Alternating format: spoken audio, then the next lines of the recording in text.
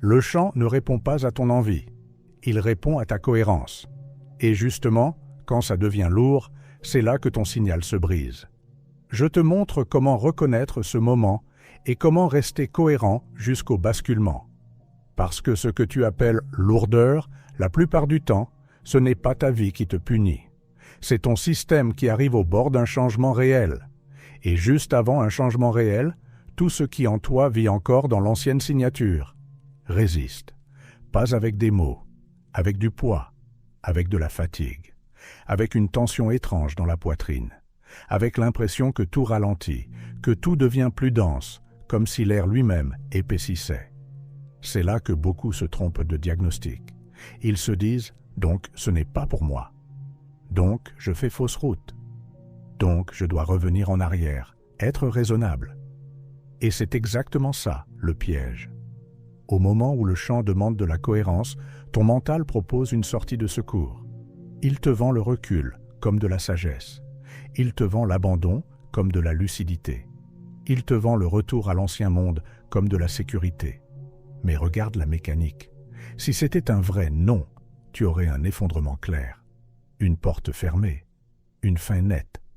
Au lieu de ça, tu as autre chose, une pression qui monte, une résistance qui te teste non pas sur ton désir, mais sur ta stabilité. Et c'est pour ça que la lourdeur arrive souvent quand tu es proche. Proche d'un seuil, proche d'une décision, à un point où ta trajectoire se fige. Dans l'univers intérieur, il y a une règle silencieuse.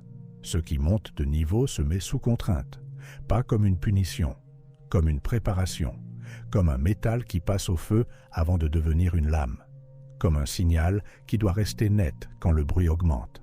Et le bruit, justement, augmente toujours au même endroit, au bord du basculement. Tu as déjà vécu ce scénario, même si tu ne l'as jamais nommé. Tu commences à changer. Tu te recentres. Tu deviens plus clair. Tu prends une décision. Tu sens une direction. Et puis, comme par hasard, tout se densifie. Les gens autour deviennent plus étranges. Les délais s'étirent. Les doutes apparaissent. Une fatigue que tu n'expliques pas. Une tension subtile qui s'accroche à toi.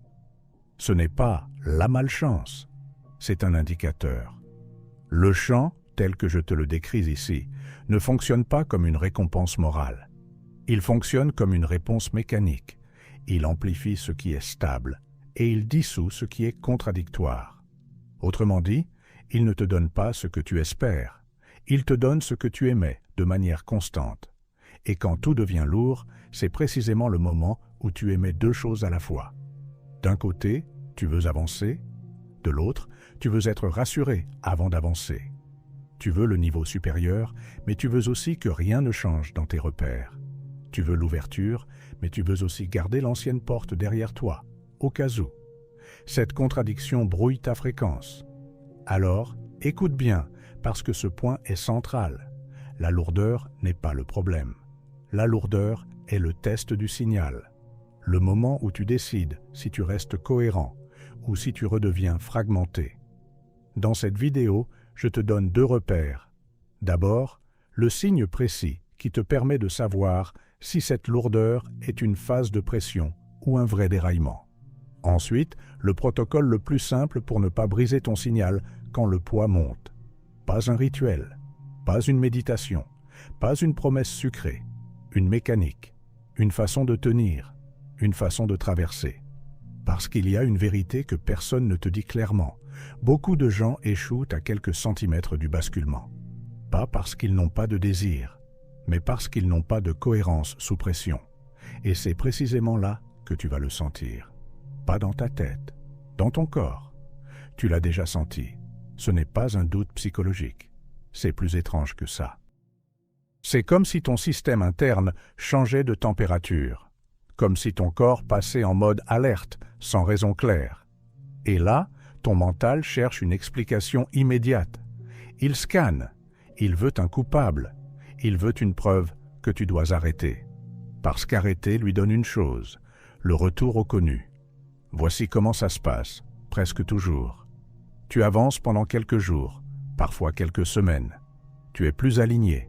Tu te surprends à dire non à ce que tu acceptais avant. Tu changes une habitude. Tu fermes une porte. Tu en ouvres une autre. Tu commences à te comporter comme la personne que tu veux devenir. Et c'est là que le chant réagit. Pas avec des miracles, pas avec des feux d'artifice, avec une pression. Un détail se bloque. Une conversation devient froide. Un message n'arrive pas. Une opportunité se retarde. Ou au contraire, une ancienne tentation revient. Une personne du passé, une habitude, une peur, un vieux scénario déguisé. Et en même temps, le corps se densifie. Tu te réveilles plus lourd, tu te sens moins clair. Et tu as ce réflexe humain. Tu crois que c'est un signe d'erreur. Mais si tu regardes bien, ce qui se présente à toi n'est pas une interdiction. C'est une sélection. Le chant te place dans une situation où tu dois choisir l'émission dominante. Et là, la plupart font le même geste fatal. Ils négocient. Ils veulent avancer tout en demandant à la réalité de les convaincre avant. Ils veulent un résultat pour se sentir en sécurité.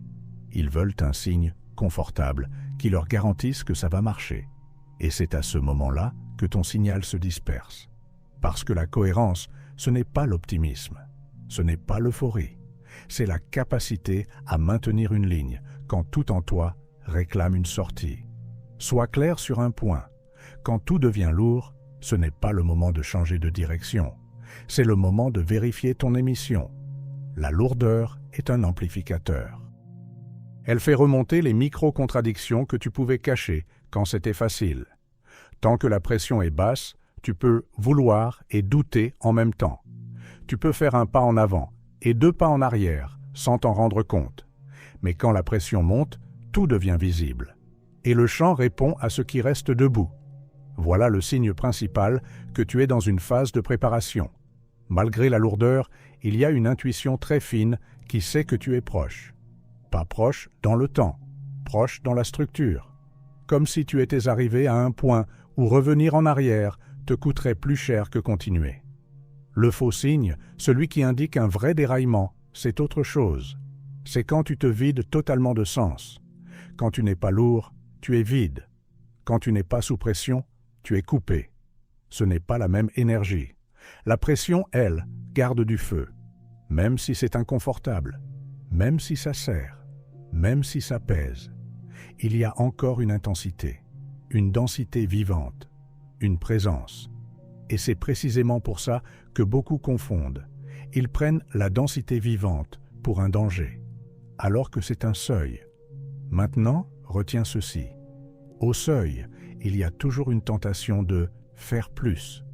Plus d'efforts, plus de messages, plus de contrôle, plus d'explications, plus de plans. Et cette agitation casse la cohérence. Elle crée du bruit. Elle disperse l'émission. Et l'instant où tu es le plus tenté de faire plus, c'est exactement l'instant où tu te détruis. Ce n'est pas la lourdeur qui te fait reculer. C'est ce que tu fais à cause de la lourdeur. Et l'erreur la plus commune est presque invisible parce qu'elle ressemble à de l'intelligence. Tu passes en mode réparation. Tu veux corriger, tu veux comprendre, tu veux sécuriser, tu veux vérifier 1000 fois que tu es sur la bonne voie. Avant d'avancer. Et pendant que tu fais ça, ton signal se fragmente. Regarde la scène, sans te mentir. Tu sens la pression monter et immédiatement tu changes quelque chose. Tu modifies ton plan, tu ajustes ton intention, tu te lances dans une nouvelle méthode, tu cherches un nouvel avis, tu consommes des contenus, tu demandes un signe, tu compares, tu doutes, tu reviens sur tes décisions. Tu crois que tu t'adaptes. En réalité, tu émets un message clair. Je ne tiens pas ma ligne sans preuve. Et le chant lit ça, pas avec des mots, avec une signature, une vibration stable ou instable, une cohérence ou une dispersion. Quand tu modifies ta direction au moment exact où la pression augmente, tu envoies la commande la plus destructive. Tu confirmes que la pression te gouverne. C'est là que la boucle se referme. Parce que le chant fonctionne comme un amplificateur. Il renforce ce qui est constant et il fait s'effondrer ce qui change au moindre choc. Donc si, à chaque montée de lourdeur, tu répares en changeant ta ligne, tu entraînes ton système à associer la lourdeur au recul. Et la prochaine fois, il recule plus vite. La pression devient ton bouton de commande. Voilà pourquoi certaines personnes répètent les mêmes scénarios pendant des années. Ce n'est pas qu'elles attirent le mauvais. C'est qu'elles ont un réflexe programmé. Dès que ça sert, elles se décohérentisent. Elles quittent la ligne, elles se dispersent, elles cherchent une sortie. Et le chant leur renvoie exactement ça. Une réalité qui ne tient pas, une trajectoire qui n'aboutit pas, un plafond qui revient. Je vais te dire une phrase dure, mais libératrice. La lourdeur n'est pas le problème. Le problème, c'est ton besoin d'être rassuré avant d'être cohérent. Parce que la cohérence, ce n'est pas être sûr. La cohérence, c'est tenir quand tu n'as pas encore la preuve. Et c'est précisément ce que la pression révèle. Est-ce que tu restes la même personne quand la réalité ne te caresse pas dans le sens du poil? Beaucoup confondent force et contrôle. Ils croient qu'être fort, c'est contrôler les résultats. Non. Être fort, c'est contrôler son émission. Ce que tu fais, ce que tu répètes, ce que tu choisis de maintenir quand ton mental réclame un changement immédiat. Et voilà l'autre partie du piège. Sous lourdeur, tu veux souvent forcer. Tu te mets à pousser, à serrer les dents, à t'agiter, à faire plus, à prouver, à convaincre. Tu confonds intensité et cohérence, mais l'intensité agitée crée du bruit. Et le bruit n'est pas une énergie neutre, c'est une commande de dispersion. Dans le langage de réveil quantique, quand tu forces, tu fais passer ton signal de laser à brouillard. Et le chant ne répond pas au brouillard. Alors voici la règle, simple et nette. Quand tout devient lourd, tu ne changes pas ta ligne. Tu changes ton rapport à la pression. Tu ne renégocies pas ton cap. Tu renégocies ton réflexe. Et si tu appliques ça, tu vas vivre quelque chose de très précis. Au lieu d'un recul, tu vas sentir une stabilisation. Pas forcément un confort immédiat, mais une stabilité, une sensation que tu reprends le volant. Imagine une chose, la lourdeur est une tempête, et toi, tu es une antenne. Si tu cours dans tous les sens, l'antenne capte du bruit. Si tu te fixes sur un axe, elle capte une fréquence. Ton travail n'est pas d'éteindre la tempête. Ton travail est de rester un axe. Et pour rester un axe, tu n'as pas besoin de 20 techniques. Tu as besoin de 3 décisions. La première décision, c'est la plus sous-estimée. Nommer la phase. Pas avec des grands mots, juste avec une phrase interne claire. Ce que je ressens est une pression, pas un verdict. Cette phrase paraît simple, mais elle coupe une croyance toxique, l'idée que l'inconfort signifie que tu fais erreur. Quand tu arrêtes d'interpréter la lourdeur comme une interdiction, tu récupères de la puissance. Tu cesses de te battre contre le signe et tu commences à l'utiliser. La deuxième décision est encore plus radicale, réduire ton signal à une seule ligne. Sous pression, ton mental veut multiplier. Il veut option, plan B, explication, sortie. Toi, tu fais l'inverse. Tu choisis une seule ligne de conduite, une seule intention, une seule trajectoire, et tu la maintiens pendant un court cycle. Pas pour être rigide, pour empêcher la dispersion. Tu peux te dire, pendant 72 heures, je ne change pas ma ligne. Tu ne cherches pas la preuve. Tu ne renégocies pas. Tu ne te vends pas à la panique. Tu tiens la fréquence, juste pour couper le réflexe de décohérence. Tu vas être surpris. Ce simple acte crée un silence intérieur. Et dans ce silence, le chant commence à répondre plus clairement, parce que tu n'envoies plus 5 commandes contradictoires. La troisième décision est celle qui fait vraiment la différence. Interdire les décisions dans le pic. Quand la lourdeur monte, c'est un pic. Un moment où ton système est plus émotionnel, plus réactif, plus dramatique. Et dans ce pic, tu n'as pas accès à ta meilleure intelligence. Tu as accès à ton ancien programme. Donc tu poses une règle. Je n'abandonne pas dans le pic. Je n'attaque pas dans le pic. Je ne révolutionne pas ma vie dans le pic. Tu laisses passer la vague avant de décider. Ça ne veut pas dire ne rien faire. Ça veut dire agir sans dévier, continuer sans renégocier, tenir sans dramatiser. Et là, un phénomène apparaît. Et c'est pour ça que cette vidéo est importante. La lourdeur commence à changer de nature. Au lieu d'être une menace, elle devient une preuve de seuil. Elle devient un indicateur que tu es exactement là où tu dois être, au point où ton ancienne identité ne peut plus te porter. Parce que la vérité est simple. Si tu pouvais basculer sans pression, tu l'aurais déjà fait. La pression existe parce que tu es en train de quitter une version de toi qui se protégeait en répétant. Et quand tu tiens ces 3 décisions, quelque chose se passe. Pas toujours spectaculaire, parfois discret, mais réel, tu cesses d'alimenter la boucle. Tu ne nourris plus l'ancien scénario avec tes réflexes. Et comme tu ne le nourris plus, il perd de la densité, il perd de la réalité. C'est ça, passer au niveau supérieur dans la logique du champ. Ce n'est pas recevoir un cadeau. C'est arrêter d'émettre la commande qui maintenait l'ancienne réalité. Et c'est là que la réalité te propose souvent la tentation la plus dangereuse, une sortie qui ressemble à une solution. Il y a un piège plus fin que la lourdeur. Et si tu ne le vois pas, tu peux croire que tu avances, alors que tu es juste en train de revenir dans la boucle avec un décor plus propre. Ce piège, je l'appelle le presque. Juste avant un vrai basculement, la réalité ne te propose pas toujours un mur.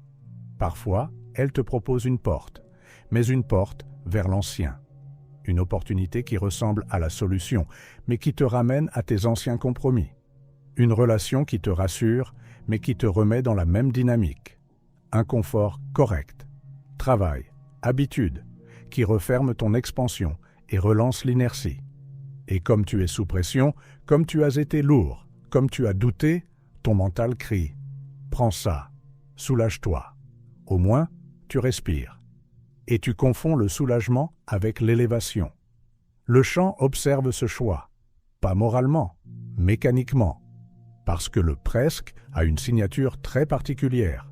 Il te donne une baisse immédiate de pression, en échange de ton signal. C'est un deal silencieux. Et si tu veux comprendre pourquoi tant de gens stagnent malgré des périodes spirituelles, c'est là. Ils ne tombent pas toujours dans le noir. Ils tombent dans le confortable. Ils tombent dans le ça ira. Ils tombent dans le c'est mieux que rien. Ils tombent dans le au moins. Mais le niveau supérieur ne répond pas à au moins. Il répond à la cohérence. Voilà comment tu reconnais le presque. Il y a 3 marqueurs et si tu en vois 2 sur 3, ouvre grand les yeux. D'abord, ça te rassure immédiatement. Ton corps relâche d'un coup, comme si tu avais enfin trouvé une sortie. Ensuite, ça te demande une petite trahison de toi-même. Pas une trahison dramatique. Une micro-trahison. Un compromis, un silence, un recul d'identité. Enfin, ça te fait dire cette phrase. Je le fais, mais...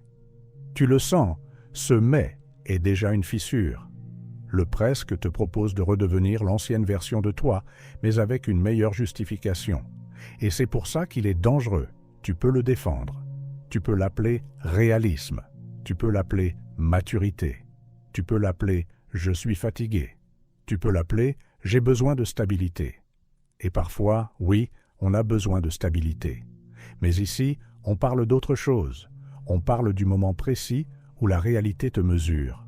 Pas sur ton discours, sur ton axe. Tu veux savoir si tu es en train de passer un niveau? Observe ce que tu fais quand le presque apparaît. Si tu le prends, la pression baisse.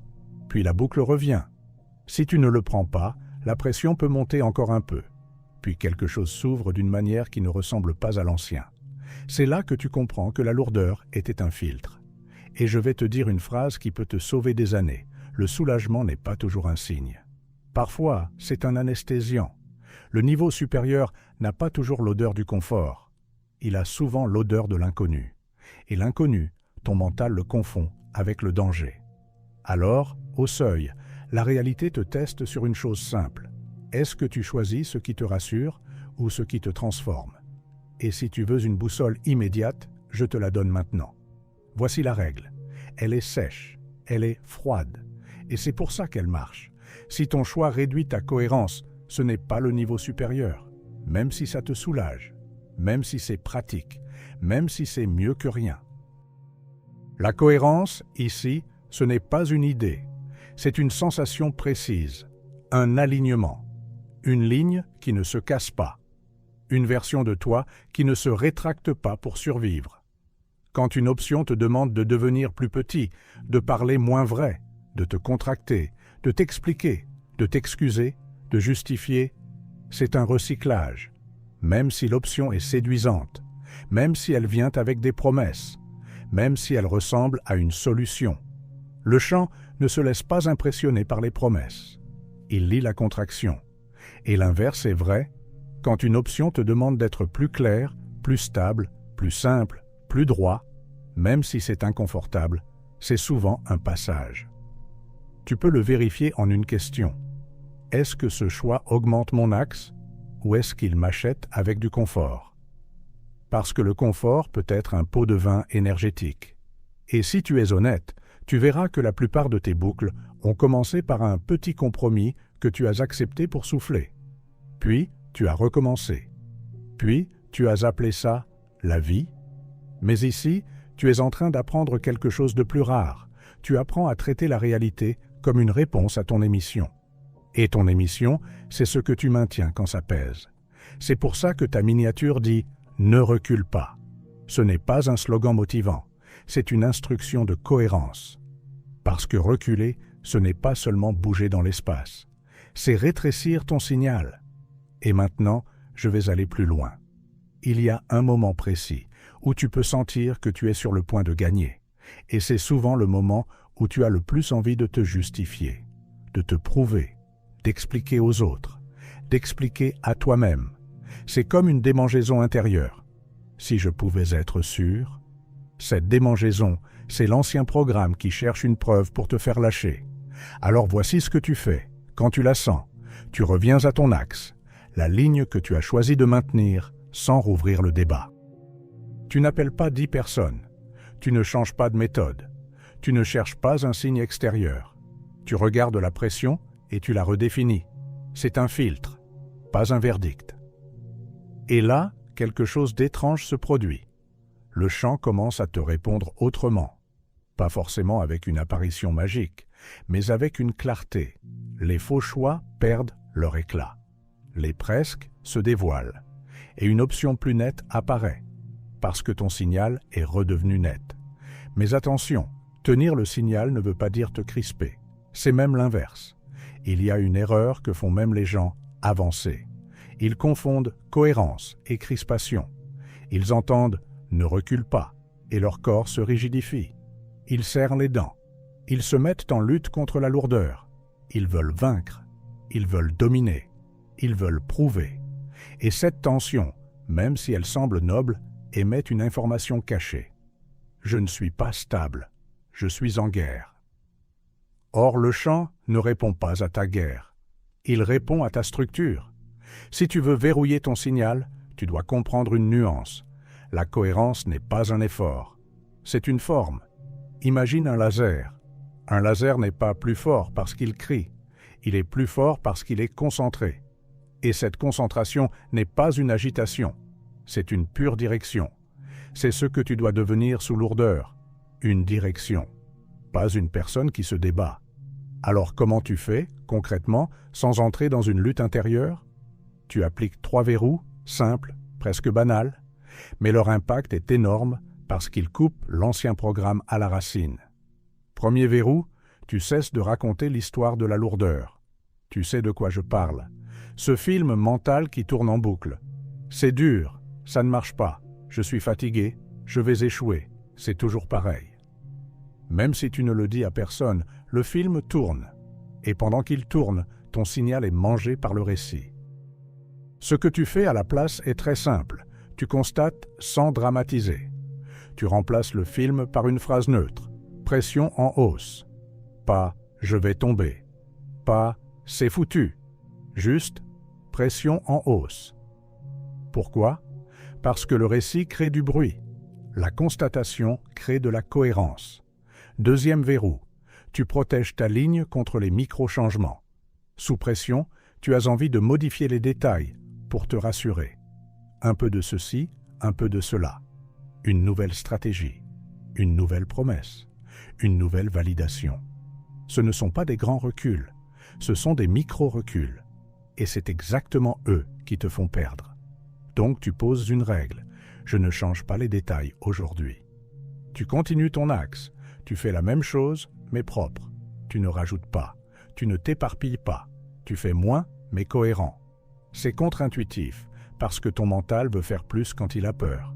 Mais justement, faire plus par peur, c'est faire du bruit. Faire moins, stable, c'est du signal. Troisième verrou, tu ne cherches pas à être inspiré, tu cherches à être intact.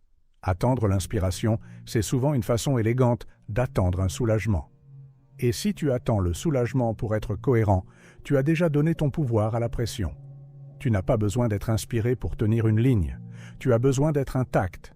Intact, ça veut dire « je ne me trahis pas, je ne renégocie pas, je ne me vends pas, je ne reviens pas à l'ancien pour respirer, je reste ». Et tu sais ce qui est fascinant?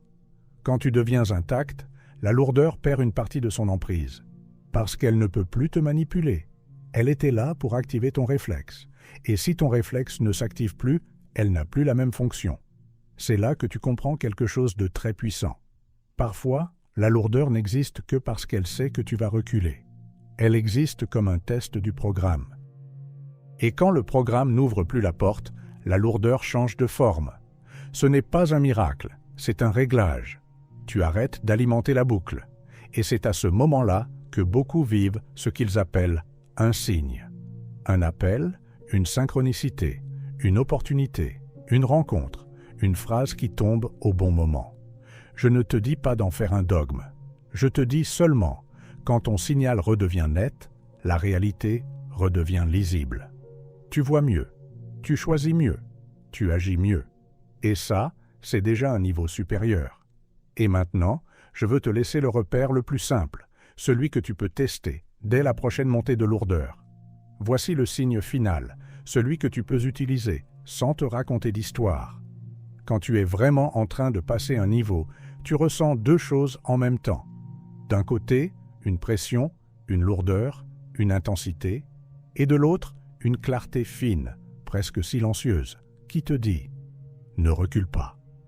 Pas une clarté euphorique, pas une excitation, une clarté froide, comme une ligne droite au milieu du bruit. Si tu ne ressens que la lourdeur et que tu es vide, coupé, sans axe, c'est autre chose.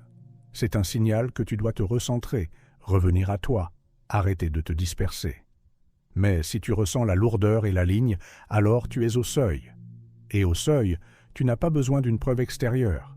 Tu as besoin d'une commande intérieure. La commande, la voici.